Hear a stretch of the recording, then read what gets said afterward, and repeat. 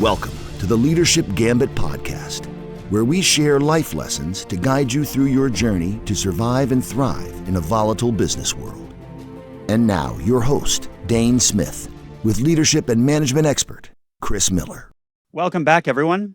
Chris, good to see you, or at least welcome talk to back. you. Yes. So we kicked off this season with 5 essential future-proof skills for thriving in a world with constant change. And just as a reminder, those were financial intelligence, and that's to better manage your money; critical thinking, to stay sharp and avoid any manipulation, things you're just not fully understanding because you didn't see or think through everything, fully; deep focus, Uh-huh. and that was to go beyond just surface level understanding; reading, as a counterbalance to what we all probably do, which is that endless doom scrolling; and the one that I'm Yep. going to say is probably my favorite, emotional intelligence. And that's just a vital life skill you need. Yes. So today, what Chris and I want to go through are 5 more must-have skills. The first one is going to be adaptability. And this is a skill that we almost included in the original list and probably should have now in retrospect. And the reason being, adaptability really enhances every other skill that we had discussed. The ability for you to think on your feet and just off the cuff make an adjustment quickly, that's going to give you such an edge moving forward in life, business, and just everything you deal with. Uh-huh. As we see more and more, and Chris and I love this word, disruption, as disruption becomes the new normal. Well, it is the new normal. It's already the new normal. Things like AI, quantum computing, and I mean, there's probably a lot more other tech that's emerging that I'm not even aware of yet. Uh-huh. Having adaptability, that's not just going to be useful, it's going to be essential. Totally agree, Dane. And let's be honest, formal education, it can't keep up with the pace of technological change. And, prompt engineering is a great example where right now, like, that's actually becoming a new job. But who's to say in 2 years whether that job's even going to be needed or if AI is going to be able to write its own prompts? I think that's probably the case, to be honest. That prompt engineering will not be anywhere as popular as it is right now, because I think AI will have the capability to go ahead and you can put very basic things in, but by then it's going to understand exactly what you're looking for, or at least maybe have some options for you to go even deeper and deeper. Yeah. Right. But if you think about it, that means the school would have to write and ramp up a program within a year or so of that emerging as a potential field, only for it Yeah. to potentially be wound down in a couple of years, right? Right. So it's hard, and I get that it's a very complex thing to try to solve, but it can't keep up either way. But also, I actually think that adaptability is going to eat expertise going forward. Now, expertise is still going to matter, but in a world where, and we've seen the shift, right, where things have gone from the big eat the small, and that was in the 40s, the 50s, all the way through the 80s with the corporate raiders and all that. But we've moved more to the fast eat the slow. Right. So size still counts, but it's not everything anymore. And something small and scrappy and disruptive could absolutely come in and potentially decimate an industry, like the traditional side of an industry, right? So being able to adapt is going to be a lot more important. And what does that mean, though? Because of all of the disruption you've mentioned, because of the change, it also means that people aren't going to be as secure as they used to be, or even are today, if you can call it security, or in terms of having a job or being in one place, right? Because, you go back to the 40s and 50s and 60s, most people stayed in one job for their whole career, or not one job, but at least one company, right? Well, yep, I agree. Like your parents. My father was with Dad was with IBM for 29 years. Yeah, exactly. Right. So, and that is basically gone now. And as things are going to be, the markets are more fluid, the technologies are more fluid, that also means that people are going to need the ability to constantly reinvent themselves as things change. Well, and I think going along with that, Chris, this shift towards independent work, whatever you want to call it, side hustles, a lot of these creator-driven incomes, this means that people are going to have to really not only just learn their specific skill set, but also start learning things like business, marketing, the tech that goes along with whatever their business is, and just, I mean, niche domain skills, all of those all at once. They're going to have to apply them if they want to have their own business going. Yep. Um, Customer experience. You and I talk about that all the there time. you They're go. going to have to know that. Right. Even if you're dealing one-to-one, person-to-person, you still need to think about customer experience. Yeah, I agree. I agree. I mean, this is why we're talking about adaptability, because Yep, adaptable people, they're the ones who are going to dominate the economy. Those who can't, 100%. they're just going to be left behind essentially. Yeah. And it is unfortunate. We've seen it with the previous generations as well, right? Boomers and Gen X. It's not like everybody got off scot-free either. Like, there were Right. people left behind from those generations as well. This isn't Hmm. exclusive to us. And unfortunately, uncertainty is just a new normal for all of us. And that adaptability too that we're talking about, that's not just technical knowledge that's going to determine your success, right? The foundations of your adaptability, what are they? They're emotional resilience and problem solving. And those are both critical to managing uncertainty as well, right? So manage your uncertainty and build resilience. You're actually managing your stress, your anxiety. So you're kind of doing all of these things all at once by becoming more adaptable. All right. So just to sort of close out on adaptability, this is such an important skill, whether it's something you're learning, whether it's something you already have, just being able to be adaptable, I think is number one on this list because of, how important it really, really is. Chris, anything else you want to add to that before we move on to number two? No, you're right. It's a force multiplier. It's probably the most important one. And being able to pivot and think on your feet and, do what you need to do to stay ahead, that's just going to make you more and more valuable and more safe. Agreed. All right. Number two on the list is communication. And as somebody who is I run a training department. My job is to communicate with others. That's how training works. Making sure others are understanding what you're saying, really comprehending it, all of that. So I look forward to going through this one with Chris on this. So Chris, do you want to go ahead and at least talk a little bit about some of the hard skills versus the soft skills and some of those things that we've talked about in the past? Okay, well, we just talked about, right, the hard skills like the technical and stuff, and now that's going to keep changing. The soft skills, though, let's be honest, human beings from a biological, neurological, social level, we don't really change. Soft skills are not going to require the constant refreshing and, adaptation that hard skills are going to, but they're going to be extremely important as an anchor point to you. And the ability to communicate well is always going to be important, no matter what you do, whether you're a freelancer, you work for a company, you live in a commune, it doesn't matter. Being able to communicate is always going to be important. The needs to understand, inspire, persuade, and collaborate with each other, they're not going to go anywhere either. We're a social species. And then you blow up what's happening at work, right? Remote and global workforces are now common and are not going That's away. right. So Well, being and able to and I communicate, can speak towards that. yeah, I'd actually like to jump in on that one because my neighbor worked in HR his entire career.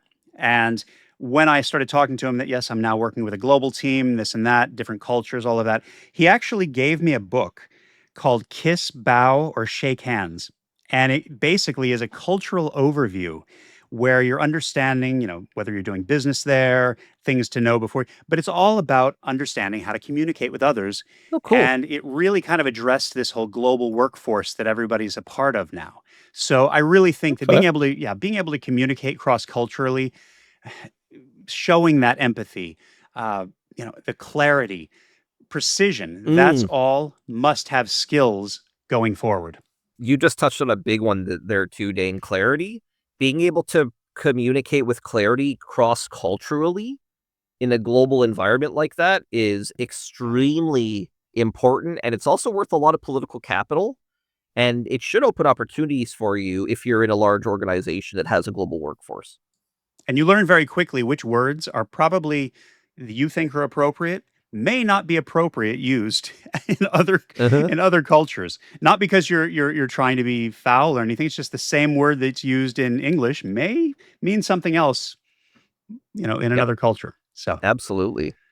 Oh, and let's be honest, Dane, and this is a big thing for communication for me. We're going to need mhm. strong leaders to clean up the messes of the past generations as millennials and Gen Z take over.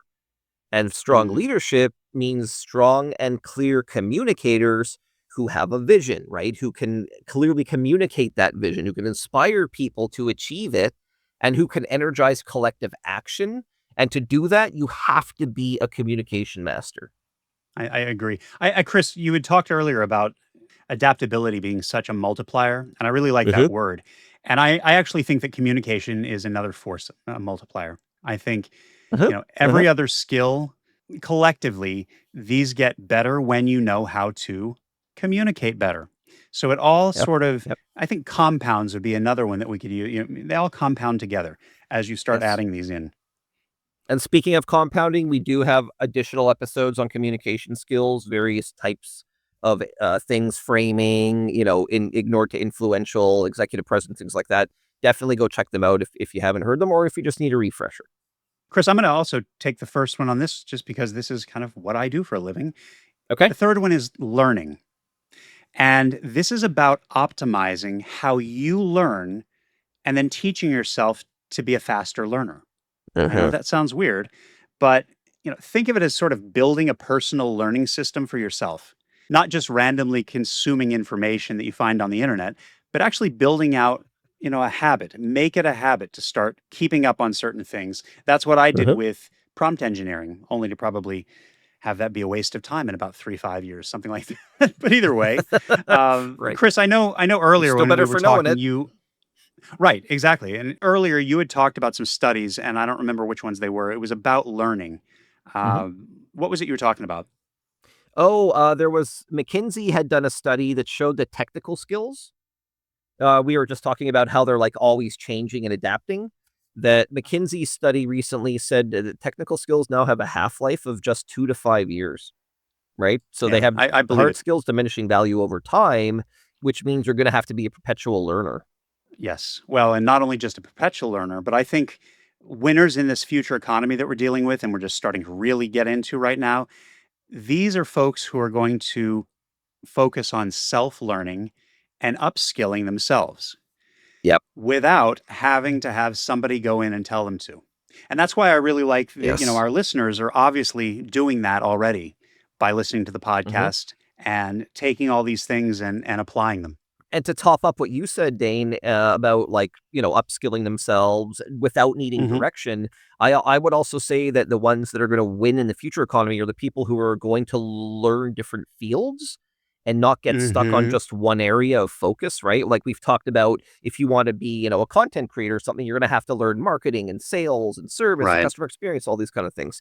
So Yeah. there's a lot of opportunity as well for people who are learning all these different things to find opportunity within or between those things, as well as if they can become people who can translate between those fields. Because people who can do that kind of thing are very uncommon, which makes you also very valuable typically, right? And they also happen to Yeah. be the people who usually build up companies because they find pain points or gains that they can exploit. It's funny because there's actually a study, but Corn Ferry, they're a big management consulting Research. research. Uh, Yeah, they do yeah. Yeah. research. Yep. Yep. Research. Yeah. So they've actually shown that people who can learn faster, like at a faster rate of learning, they typically rise faster and lead better in studies. I believe it. I believe it. Before we do move on from learning, Hmm. one of the I know over the years, as I've gotten to know you better and better, you really do have a system that you've put together for how you're learning things. I know that you try and read X number of books a week and things like that. So do you mind real quickly just kind of going through it? I know we're limited on time, so I'm saying it Right. that way. So give us the shortened version, sort of what people can do to sort of get some suggestions on how they can get started. Sure. So, well, you mentioned one already. Make a habit of reading and just start with 15 minutes a night if you don't. 30 minutes if you can is even better. Mm. But don't just read for the sake of reading. If you're reading something that has some sort of lesson or something that has taught you something, even if it's just a new word, try to figure out how to incorporate it. Like when I learn a new word, I'll try to use it when I'm talking to someone Hmm. the next day, right? In a way that makes sense grammatically so that I actually remember Right. it. So you try to incorporate whatever you're reading. And if it's nonfiction, you try to incorporate that. into your life or your job once a day. Or one thing that I do this a lot is I like to write quick summaries or mnemonic devices for myself so that the Yes. content or whatever it is I've read sticks. Hmm. Or another really good way is to try to summarize for somebody else what you've learned, because, and this is something that I read years ago, that teaching people what you have just learned is a great way to actually have it stick for you as the person teaching it. So we actually use that technique with training, in that we will show somebody how to do something, and then we will have them show us how to do it right back. And Okay. that gives that anybody can watch something, but it's Yeah. that hands-on experience that sort of the muscle memory starts to develop. And that's why we like to use that to make sure they comprehend what we're teaching them. But at the same time, yeah, they summarize it back and sort of show us how to do that. So that's a good one. So why don't we go ahead and move on to number 4? And this is one I had never heard of in my life until you and I started working together. And now it's one of my favorites as well. And that's personal branding. Thankfully, just for the record, thankfully, I had a pretty good personal brand already. So I didn't have to Mm-hmm. find out, oh my gosh, I'm You that did. jerk who everyone talks about. But why don't you go ahead and just get us started with personal branding, Chris? Well, actually, we have an entire starter episode, remember, focused on how to start building a personal brand. So if you haven't listened to that, definitely go check that out. But let's just talk about why. So instead of going through and rehashing that episode, why don't we just talk about why this is a future proof skill and also why it's so important? Hmm. And when we say personal brand, it's about managing both your digital and your in-person image and brand, both, right? Because recruiters, hiring managers, if you're somebody that, is trying to find a date, like people are going to look you up online. You want to make sure that your brand and image are consistent between your digital and your in-person, because if not, you're going to immediately kill trust with people. I agree. I think it's kind of like dating, Chris. If someone lies about themselves online using one of those websites, Mhm. then shows up and they clearly lied about what they look like or what they're really like, you're most likely going to be pretty turned off immediately. Yeah, in general, I realize there Yeah. are certain scenarios, Unless they but downplayed how they look, I totally agree. right, right. Okay. Yeah, yeah, no, Yeah, totally agree. But it does, right? Immediately you're gonna be turned off, you're not gonna trust the person, and in a lot of yeah, cases, you're probably just gonna get up and leave or whatever, right? Like, it's not a good look. So, I the other agree. thing to remember, the recruiting process is getting more and more difficult, and having an online presence with a strong brand and an online following is gonna amplify your visibility. And it Hmm. shouldn't be lost on anyone either that having a following is attractive to a potential employer, because they figure, you know what they're going to think? Your marketing and sales teams are going to think, well, if you've got a lot of followers, you've also got a lot of potential customers that you can influence for them. That's So right. it also does help you to get connected with jobs or contracts with businesses to have followings online. Something that you and I've heard you say quite a few times. You matter. Your voice matters. Your work matters, but none of that's going to matter if no one knows who you are. So you've got Yeah, to get true. out there. You've got to work on your personal brand. It's something that once you're aware of it, I mean, hopefully you will realize you have a good personal brand. If you don't, it's there are definitely things you can do to start to improve it. But Uh-huh. I think that's really personal branding is a big one. It really is. You'll start becoming aware of certain ways you present yourself, certain things you're doing, and make you hopefully uh, a better person in general. Good. Hmm. So why don't we go Well, at the ahead very then looking at least, yeah, help you get promoted, because if they don't know who that's you right. are, you're not getting promoted. That's right. That's right. I mean, there are two ways to look at it. You could either sit in the shadows and do your work with your head down, or Yep. really focus on putting that brand out there, and you'll be one of the people that they think of when things come along. It certainly is something that I've realized as I'm managing a bigger team globally. All right. So now let's go on to one that's probably could be discussed for hours, but we'll not do that. And that is AI and the technical savvy out there. Yeah, and I know this is kind of contradictory. I talked earlier about how technical skills are always going to be changing, and soft skills, are the universal ones that really don't change over time. That's why we focus on them so much. But I don't want people to mistake us for saying that hard skills and technical skills aren't important. As someone who has 12 professional certifications myself on various different models and frameworks and business elements, I get their Yeah. importance, right? So we need to talk about them too. And one of the last certifications I got recently was an AI for business leadership. Okay. And look, AI and automation are not stopping, and they're not going away. And they're That's starting right. to reshape every industry from agriculture to construction to manufacturing to retail, right? Yeah. And they're impacting industries in different ways, of course, not the same Everything. ways, but lots of different things are being tested at this point and tried, and models and new ways of doing things. And that's only going to evolve. We're in the infancy of it right now. I heard a really good quote, and that was AI is not going to put you out of work. People who know how to use AI, they're going to put you out of work. Yep. So I think that kind of just hyper focuses the importance of starting to learn some of this technology. Absolutely. But let's be honest, like, step back from AI, right? Because that's the hype right now. Everyone's job tends to involve technology at this point. Even, Yeah. people out in the trades have digitized tools and all that kind of stuff they're using now. They have like digitized levels and grids and automation tools they never thought they'd have. We've got digital dashboards, AI assistants, cloud systems, smart automation. Hmm. Technology is part of everything that we do. So having some level of technical knowledge is just it's a non-starter at this point, Yeah, right? I Even agree. in industries where manual labor is still primarily used. And similar to what we talked about, where people are going to need to be adaptable, right? We talked about that at the start of the episode. Same thing here.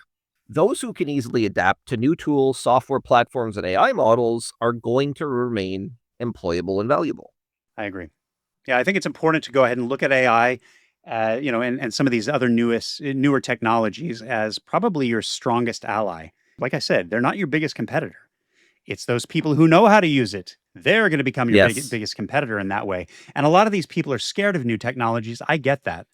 But being on the cutting edge can keep you ahead with whether it's jobs, your paycheck, and Uh-huh. honestly, your relevance, because people are going to go to that person who knows about the new technology, especially within the workplace. And that's going to be somebody that they rely on. So you'll outpace those who are really trying to compete with you by keeping up with all of it. You will. I can tell you there's jobs out there like machine learning engineers. Facebook's paying 300,000 to $1 million a year for good ones. So Wow. staying ahead of the technology curve can pay well, very well. Sounds like it. Yeah, sounds like it. On that note, Uh-huh.